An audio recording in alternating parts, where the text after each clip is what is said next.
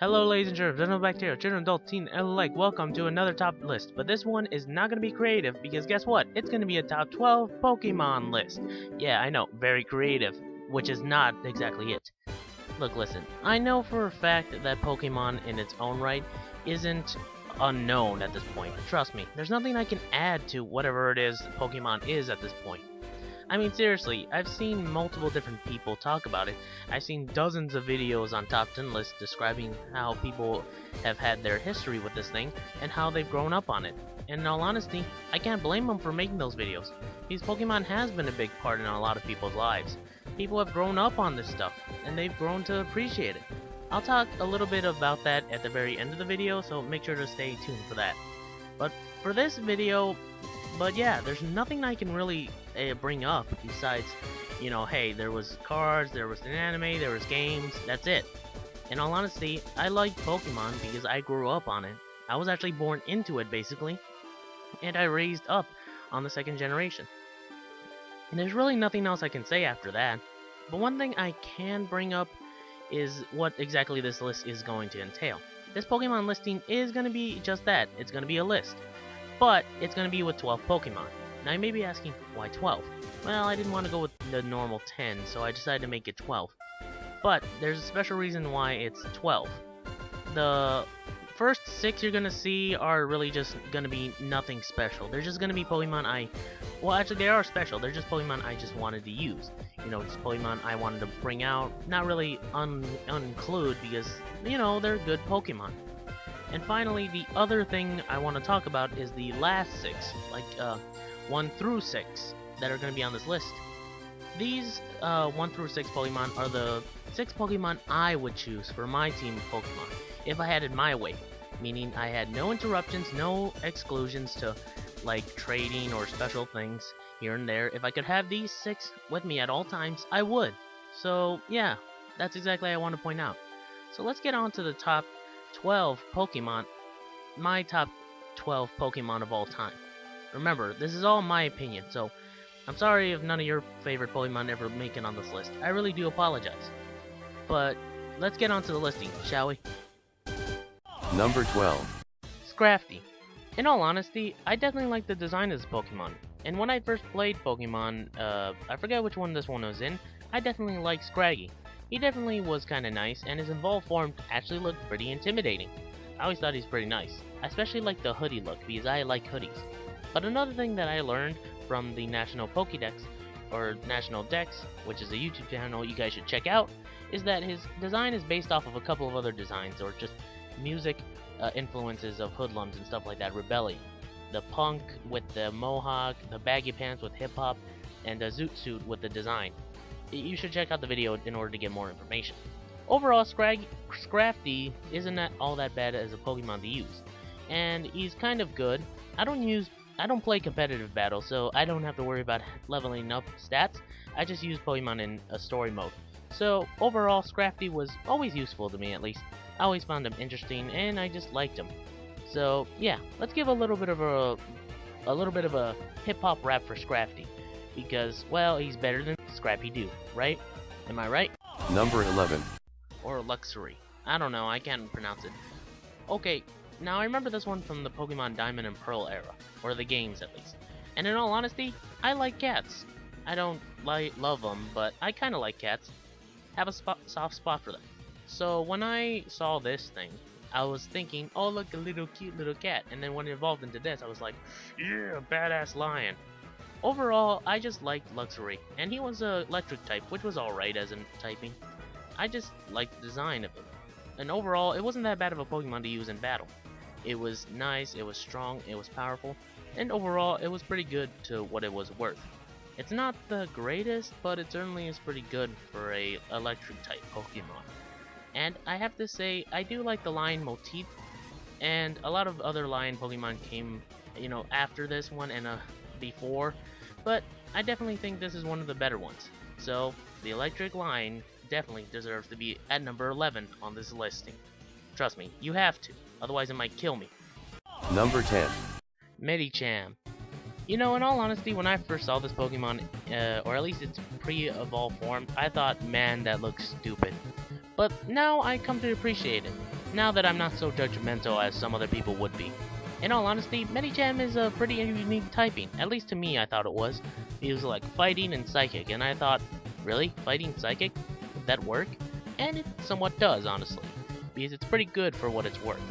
I definitely like Medicham because, well, it's a fighting type, and I like fighting types, but it's also psychic, which I do like psychic types. With it in mind, it was actually pretty powerful for what it's worth. And I have to say, I'm quite impressed for what exactly Medicham can do and what it's worth, and what exactly it can do in battle. When I heard that it was getting a Mega Evolution, I was a little bit here and there. Mainly because, well, I don't know, there's some other Pokemon I thought could use a Mega Evolution. But you know what, it deserves it, I guess. The one reason why it's on this listing is because I used Medicham in my Hoenn playthrough of Pokemon. You know, Ruby and Sapphire. So that's why it's mainly on this list, because I have fond memories of Ruby and Sapphire.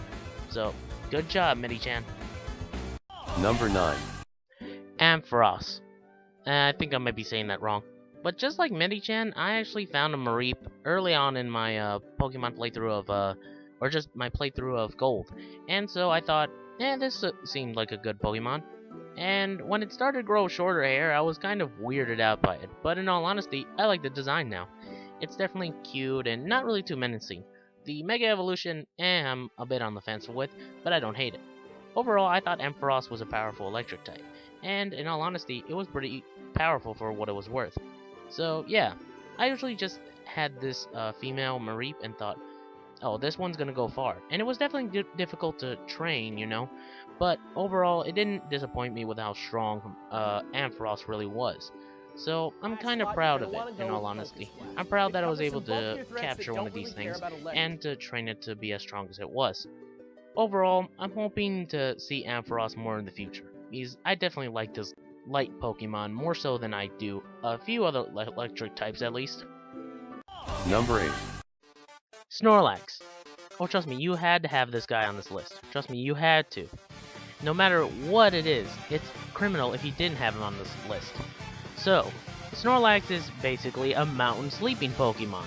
It's one of the strongest normal types ever, and I love its design. So simple, cute, and very, very, very big and tough. That's what I like about it. It's sort of based off a bear, I believe, which is an animal that I sort of like, as well as a wolf. But, you know, its design overall was pretty nice to look at. And so, I did love Snorlax when I first saw it in Gen 1, or at least in Pokemon Red and Blue. So, when Fire Red and Leaf Green came out, I was glad to have this big guy on my team, because he's one of the strongest Pokemon you'll ever have. This guy knows an insane amount of moves, Jesus. He's so tough that he basically makes the normal type look like a desirable typing to have. So if Pokemon ever become real in any point in the future, I definitely know what I'm gonna do. I'm stacking up on Pokeblocks because I definitely need more than enough to feed this big guy. Number 7. Marowak / Cubone. Okay, technically this is more of Marowak since it's the evolved form, but I did want to talk more about Cubone, so let's do so. Cubone is a bipedal dinosaur-like Pokemon that's basically Batman. There's no way around it, it's basically Batman. It's had its parents cut off by a criminal organization, it uses a thing from its parent, such as the bone, as a weapon for justice. Its main methods of attack is a boomerang type thing. So yeah, Batman in short. But that's really what I liked about it. It was so cute, yet it had a very dark and very lonely description of the backstory. It's called the Lonely Pokemon for Pete's sakes. And so, when I played the original Red and Blue, I didn't get that. But later on, I caught on to that in the remakes of Fire Red and Leaf Green. And you know what I did? I named my Cubone Justice, I took it to Pokemon Tower, and I made it destroy all of Team Rocket's faces, because it deserves some closure. So yeah, if you ever had a Cubone and you did the same thing, then you deserve a pat on the back.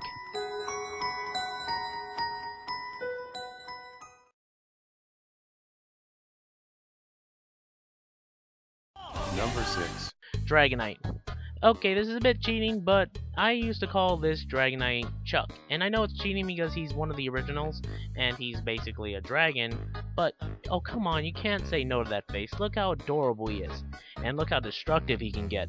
Dragonite is one of the strongest, or at least stronger, dragon-type Pokemon out there. Even if he has a weakness to fairy types now, he's still pretty tough. And he was pretty useful, or at least Chuck was pretty useful against Lance when I faced Lance at the Elite Four. and in all honesty, I'm kinda glad I had him. Dragonite overall is a good Pokemon, to use either in the game or outside of it, such as when to use Fly, and it was pretty easy to do. I overall like Dragonite's design, and I always liked how cute, but how menacing he could be. In all honesty, Dragonite was always my favorite flying type Pokemon to use, so I have to say I'm quite proud to use him now. No matter what it is or how derpy he looks, he's always going to be my favorite. So fly on, Chuck. Number 5. Nidoking, or as I like to call him, affectionately, Tank, which is pretty accurate to how he is. Seriously, I didn't realize how destructive or how crazy a Pokemon's personality could be on the Pokédex, and so far that's a lot to say for Nidokings. But let me get on to why I like this guy. He's a ground poison type, which makes him pretty unique in some aspects, but pretty tough to other opponents. He's definitely a walking tank in some regards, but he's not the best against, water types per se. But you know what? I still like him despite how sometimes weak he gets to certain Pokemon types. I still like the design though. Seriously, look at it. It looks so boss and so beast. So I have to say I always preferred Nidoking. And yes, I liked Nidoqueen too, but Nidoking always had this certain regard to him. Which is why I usually called my Nidoking either Tank or King Tank, whichever one worked at the moment. So overall, I can't say that it was sort of easy to evolve him, with a Moonstone and all, but it was definitely worth it for this kick-ass Pokemon. Number 4. Machamp, or as I just call him, the Champ. This guy, I always thought was a weird Pokemon, 4-armed Goro type Pokemon. Although I didn't know what Goro was or who he was at the time, I still stand by that statement though. Overall, I just like this Pokemon. I like fighting types, and in honesty, I'm kind of a fan of the first generation of Pokemon, but I don't hate all the other ones. So, what's with this Pokemon in general? What makes him so special? Well, I don't know, he's just a fighting type. He's one of the stronger type fighting types out there, but he's definitely a good Pokemon. I honestly like his design, because at the time when I was growing up, I was kind of a wrestling fan, so, Machamp really did feel like a type of wrestler I would see on WWE or something, and that's why I really liked him. He's definitely stronger and pretty well balanced. Well, not really well balanced, but well moveset at least. He knows a few different types of attacks, and he's pretty good at what he does, which is basically fighting, which is what I liked. Unfortunately, just like the other two on this list, he can't evolve unless being betrayed, so that was a shame that I could never get him, at least until later. Number 3. Gengar. Okay, you cannot blame me for putting another one of the originals on this list. I really like this guy. You can't blame me. Honestly liked his Ghost Poison type because he was pretty good at what he does, basically being a poison type and one of the strongest of the ghosts. In all honesty, I just mainly liked him because of his anime appearance and also in the game as a haunter. Unfortunately, again, couldn't get him unless traded until later on, which I was kinda happy for because I really liked Gengar, at least by appearance. He looked so creepy and so smiley. In fact, the Gengar I got that I called was Spectre, and I always imagined him being a jokester like his anime appearance in the original Pokemon anime. Joking, laughing, just enjoying himself. And that kind of butts heads with the other Pokemon I have on this list. I'll talk about him in a second. But overall, Gengar was always my favorite. I always thought it was a badass looking design. And in all honesty, he's quite simple to look at. But you know what? I can't help but think of him as one of the better Pokemon. Even if I'm a little biased on that, I guess. But overall, Gengar deserves his spot on this list. Number 2. Alakazam. Okay, quick story. When I first saw an Abra, I was like, oh cool, I want to capture one of those. And unfortunately, it was a pain in the butt to do so. But thankfully, later on, I did capture one, and I thought, oh, it's definitely not worth it, because it's not going to be anything good to train. But it turns out, it did. It turned into a Kadabra. But unfortunately, I couldn't get it any further because of trade issues. But later on, when I discovered that it could become something stronger, like in Alakazam, I did so, and in all honesty, I was kind of grateful for that. This Alakazam I called Sai, and I pretended as if he was a wise old sage of a man, who just basically didn't take nonsense from anyone, which was exactly my point with Alakazam. He butted heads with my other creature character, or at least my other Pokemon, Spectre in that regard. Because, Spectre could be in my mind, jumpy, attitude-ish, and kind of childish. In all honesty, that kind of worked for what it was worth. And I always imagined them butting heads. And that was kind of a good dynamic, at least for story purposes wise, at least in my head. So, aside from that, Alakazam is a powerful Pokemon. It's also one of the strongest Psychic types out there, so I have to say it definitely deserves its spot on the list. Number 1. Quick story, I was born into Pokemon. Basically, I played Pokemon Red and Blue, the originals on the Game Boy Color. They didn't really interest me, mainly because I didn't get it at first, but the real Pokemon game that really dug me into Pokemon as a series, besides the anime, was Pokemon Gold. My god, imagine my surprise when I heard that they were going to remake these things into Heart Gold and Soul Silver for the DS. I was so gonna be happy to play those games again, with my very first starter Pokemon. And I know that's kinda cheap, but I don't care. My favorite Pokemon of all time was a Totodile by the name of Zeb. Not sure why I called him Zeb, but this leads into my favorite Pokemon of all time, Feraligatr. I'm not sure why I like this guy. Maybe it's because I grew up on him, maybe it's because I created him, or maybe it's just because of the story aspects that really pushed him into me liking him the best. For those of you wondering, yeah, you basically fight Red in these. You fight Red in the original Gold and in the remakes as well. So it was kind of shocking to see that my Feraligatr could go up against my Blastoise, or the Blastoise I called Wade back in the past. So in all honesty, it was kind of a breath of fresh air, and it was kind of nice. I'm guessing that's why I loved Feraligatr, because he was a very tough but very awesome Pokemon in my mind. It's also a thing that I want to mention that I liked water types, so you know what, maybe Feraligatr was the reason why I liked him, maybe because he was a water type. I'm not sure. But overall, I do want to talk about something a little bit, just to end this on a better note. Aside from Feraligatr, I think there was a deeper reason why I liked him besides just playing the games. I think it's because of, well, how I've grown up on Pokemon. And I know what you're thinking, I know. You're gonna talk emotionally. And, well, let me tell you something. I know there's a difference between fantasy and reality. Trust me, I know there is. There's a big difference. And in all honesty, I can understand why some people like the fantasy part of things. And to be perfectly blunt, I know Pokemon isn't perfect. It definitely has its issues. But despite what everyone may say or may think, I still love Pokemon to this day. And despite how old I'm getting, I still appreciate it. And a lot of people like to usually use arguments like, oh hey, the Pokemon aren't real, everything you do is just in the computer game, you really should just learn that none of this is real and it's all just fictional. In all honesty, I'm glad some people think that. But one thing I do want to usually say whenever people talk about, games being real or not, is whether or not they give you something in return. Did you have great memories playing these games? I did, and that's why I'm doing a Pokemon playthrough on my own channel. That's why I love Pokemon, because I grew up on this. I grew up trying to be the very best. And even if the gimmick of Pokemon is just catching them all, which makes it sell more money, I don't care. Because guess what? It gave me something I am proud to have. Memories. Memories with Psy, Spectre, Champ, King, Tank, or Chuck, Zeb, all of them. I've had great memories with them. And I'll always have great memories with other Pokemon games that I've played. So yeah, despite how lucrative the anime is starting to get, or how much scrutiny Pokemon is going under nowadays, I still am glad that it's still around. And I'm gonna stay here for the next 20 years, because I'm definitely not going anywhere. Because I know Pokemon as a series won't die out. I don't think it'll last forever, but I know it'll last a very, very long time. They're not running out of ideas, everyone. They're just barely beginning. After all, we still have to catch them all. Well, anyway, guys, that was my top 12 Pokemon list, and I know it wasn't really too different, because, everyone else could have had the same listing or had different Pokemon at their listing, but in all honesty, I had fun making this, and truly, I really did. It made me think back to when I really started playing Pokemon, and when I really started liking Pokemon, so I have to say, that was kind of good. I know Pokemon as a series is, like I said before, not really going to go anywhere, so I'm going to be glad to see where it goes. But if you did enjoy that video, I guess you can leave a like, comment, subscribe for more.